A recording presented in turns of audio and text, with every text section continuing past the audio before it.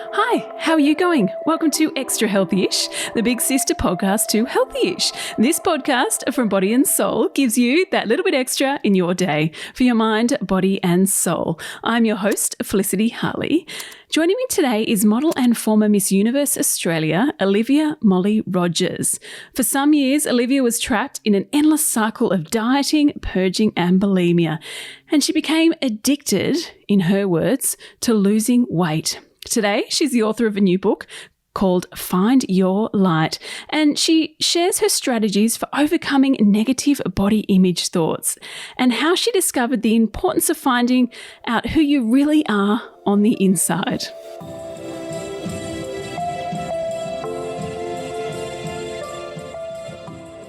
Olivia, thank you so much for coming on Extra Healthy-ish. Now, how do you stay, extra healthy-ish in your daily life? I love the word healthy-ish because I like to have everything in moderation. That's when it comes to food, exercise, the way I live my life is there's a little bit ish. I have chocolate every single night. That's like a non-negotiable. Oh, I love that. What's your favourite? At the moment, we sort of go through phases, my partner and I, and we are obsessed with Kit Kat Gold. Oh yes, lots of different varieties. Every night. Oh, yeah. So good, so good. I think it's everything in moderation and making sure that you're feeling good and feeling happy, and whatever that looks like from person to person is going to be different.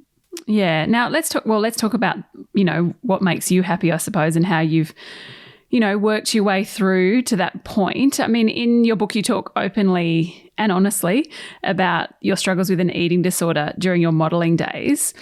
Yeah. What do you wish you could go back and tell your younger self before that period about what was how you could handle that time better?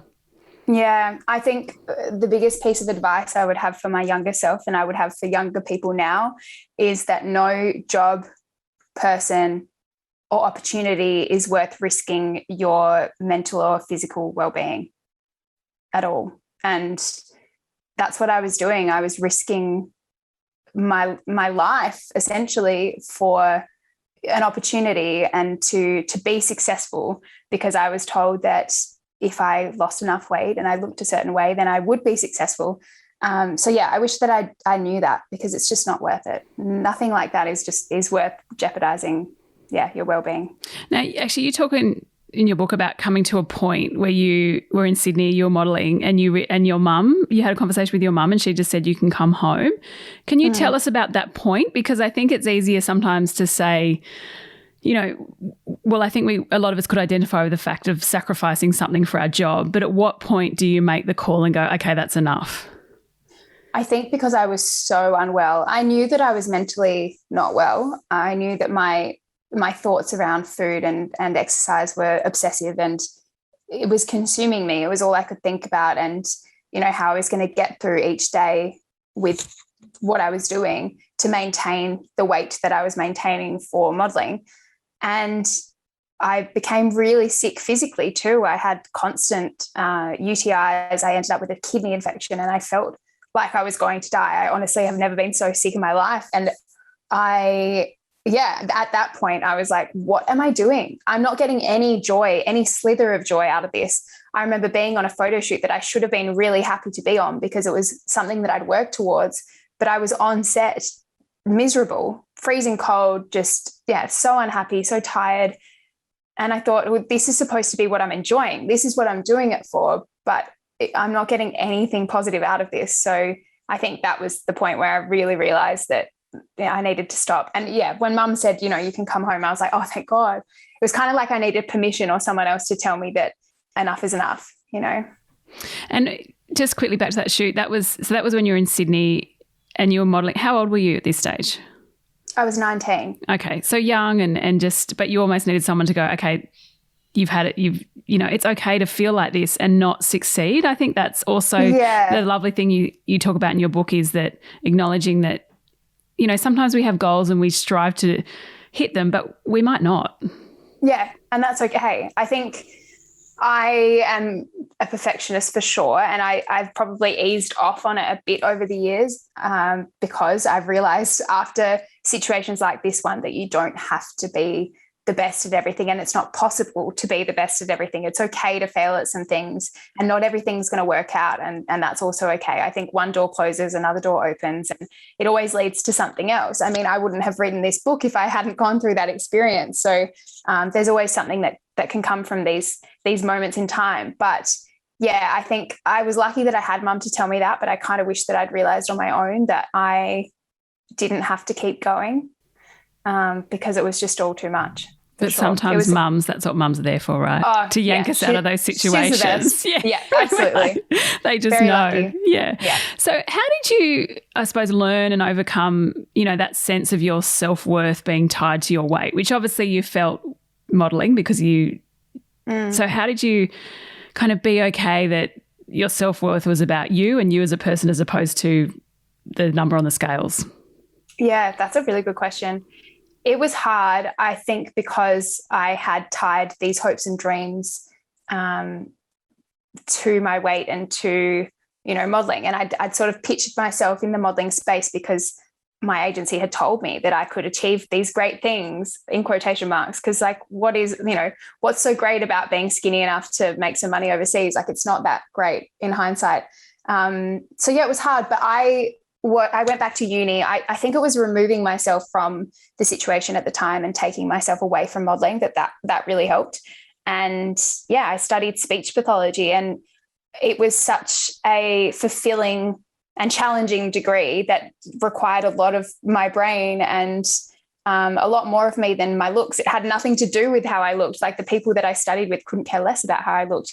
Neither could the patients that I was helping or the clients that I was helping in my placements. And I think that really, really helped to pull myself away, my self-worth away from how I looked, and to focus on, using my brain and helping people, in a way that literally has nothing to do with my external appearance. And I suppose helping people to find their own self-worth in a different way, right? Because by helping them, with their speech. Yeah. We'll be back after this short break with more from Olivia. So, I mean, you're still in the public eye, you're on social media. I mean, we know this can be a vortex for, comparisonitis, I think, as people have called it. How do you safeguard your self-worth today? Because it is, we're all none of us immune to this. So, studies show that even people who have a healthy body image can still be dragged down into questioning whether, their thighs are small enough or their weight, whatever it may be. How do you safeguard your self-worth? So I think social media can be so positive and powerful in so many ways, but it can definitely be a bit of a rabbit hole when it comes to comparison and body image issues. For me, I like to really protect myself by following great people. So I think that you can feel it. Like, if you have a change in your gut when you're scrolling through Instagram, something makes you feel a bit off, don't look into it more, avoid it, like unfollow, mute, get rid of anyone who makes you feel a bit off. It shouldn't be making you feel that way. So if it is, try to pinpoint what is making you feel that way and just get rid of it. So I follow positive, inspiring people and my friends and people that bring me joy, people whose posts I see and I'm like, oh, that's amazing, or that's funny, or that's inspirational. I want to visit that location. I mean, that's mine at the moment. Yeah. Oh, yeah, there's lots of that too. Or yummy foods and just anything that sparks joy, I suppose. I like that to be my place on Instagram. I think, we take care of ourselves at home. We look after our environment. And I feel like it's there should be a similar approach to how you treat Instagram. So surrounding yourself with good people online and also offline. So I also protect my, well-being and how I feel about myself by surrounding myself with good people. So I have really great friends and family. I've got a great support network. And I think falling back on that and knowing that is real life and social media is not real life. Social media is great. It's a great tool. I use it for work every single day. But being able to remove myself and know that I've got amazing friends outside of that. And if Instagram was to blow up tomorrow, I would be more than okay. I think that really helps me. Yeah, and there is a wonderful thing called the mute button. We can't forget that, right? Oh, and block. Yeah.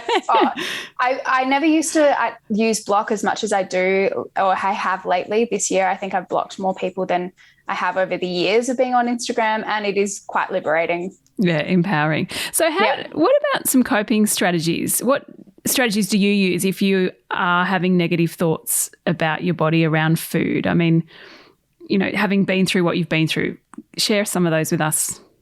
Sure. So I have a psychologist who I still work with.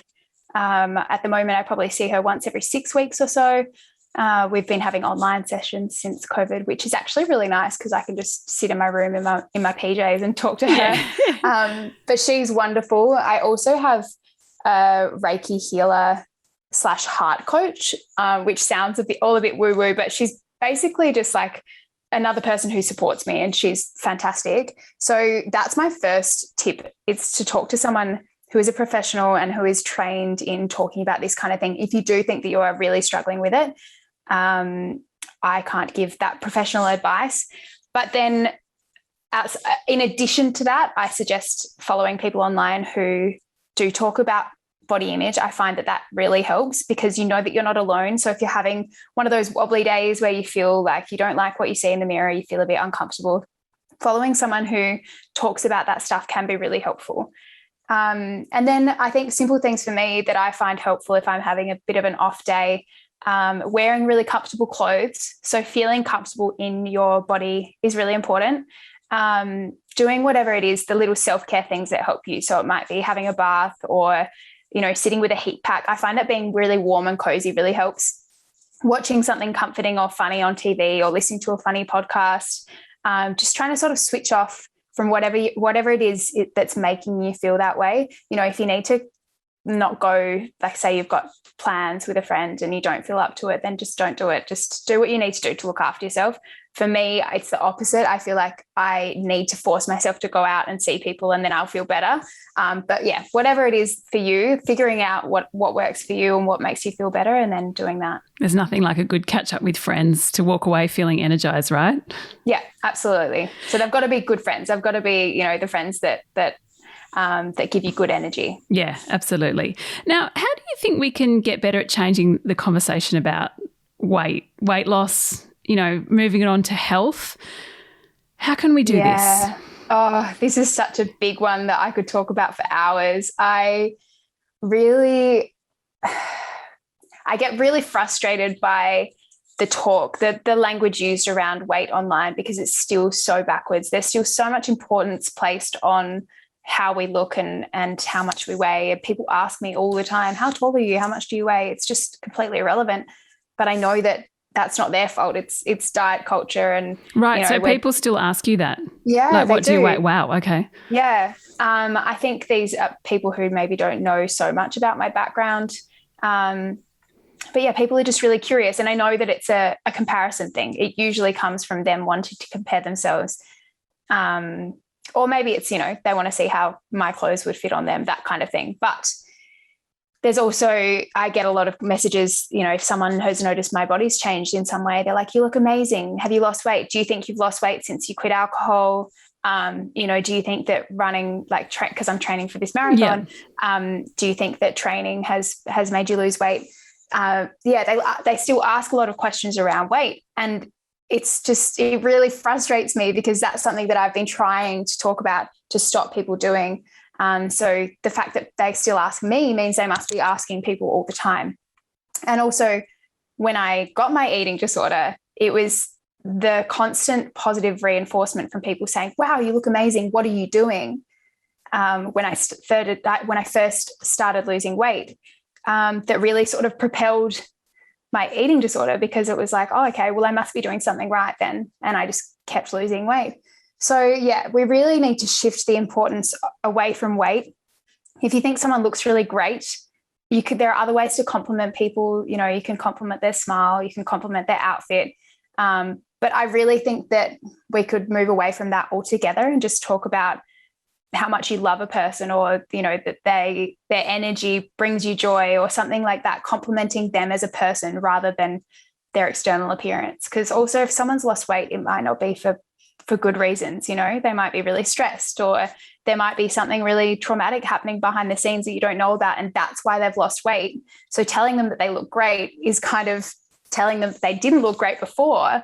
And then they're thinking, oh, well, okay, should I have traumatic things happening to me more? Because then apparently I look better. You know, it's such a complicated topic, but I think that we just need to be careful and acknowledge the language that we're using when we're talking about weight and appearance. Yeah, I think that's great advice. And even just walking away and saying that was a great conversation, or, you know, you uplifted me today. And actually it's something, I've got 3 kids. It's something I really try and do with my kids, rather than, you know, it's just tell them things about their personality that I really love. Yeah, I love that.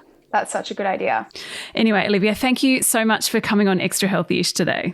My pleasure. Thanks for having me.